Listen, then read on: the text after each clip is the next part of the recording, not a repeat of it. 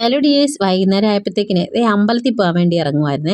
അപ്പം ഞാൻ റെഡിയായി, റിസോർട്ട് റെഡി ആയിക്കൊണ്ടൊക്കെ ഇരിക്കുകയാണ്. അങ്ങനെ ഞങ്ങൾ പോകാൻ വേണ്ടിയിട്ടൊക്കെ ഇറങ്ങി ചെരുപ്പൊക്കെ എടുത്തിരുന്നുണ്ട് കേട്ടോ.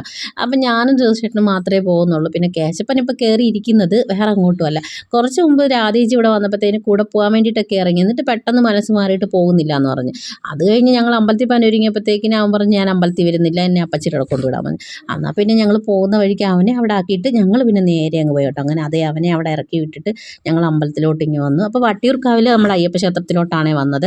അപ്പോൾ ഇപ്പോൾ മകരവിളക്ക് ഉത്സവത്തോടൊക്കെ അനുബന്ധിച്ച് ലൈറ്റൊക്കെ ഇട്ടിരിക്കുന്ന കേട്ടോ. അപ്പോൾ ഇന്ന് 41 കൂടിയായിരുന്നേ. അപ്പോൾ അവിടെ ലൈറ്റും ബഹളവും ഒക്കെ ഉണ്ട്, നല്ല തിരക്കായിരുന്നു അമ്പലത്തിൽ കേട്ടോ. പിന്നെ ഞങ്ങൾ നേരത്തെ കയറി തൊഴുതിട്ടൊക്കെ ഇങ്ങ് പോന്നു.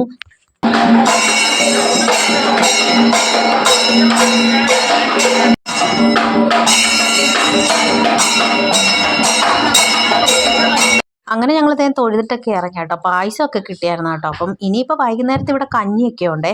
അപ്പോൾ കഴിഞ്ഞ പ്രാവശ്യം ഞങ്ങൾ വന്നപ്പോഴത്തേന് കഞ്ഞിയൊക്കെ കുടിച്ചിട്ടാണ് പോയിരുന്നത്. ഇന്നിപ്പോൾ ഇത്തിരി നേരത്തെയാണ്, അപ്പോൾ കഞ്ഞി കുടിക്കാനൊന്നും നിന്നൊന്നുമില്ല. പിന്നെ നേരെ നമ്മൾ കടയിലൊക്കെ കയറി കേട്ടോ. അപ്പോൾ വൈകുന്നേരത്തെ അമ്മ പുട്ട് കൊണ്ടുവരുമെന്ന് പറഞ്ഞപ്പോൾ അതിന് വേണ്ടി നമ്മൾ പഴം വാങ്ങിക്കാൻ വേണ്ടിയിട്ട് കയറി കേട്ടോ.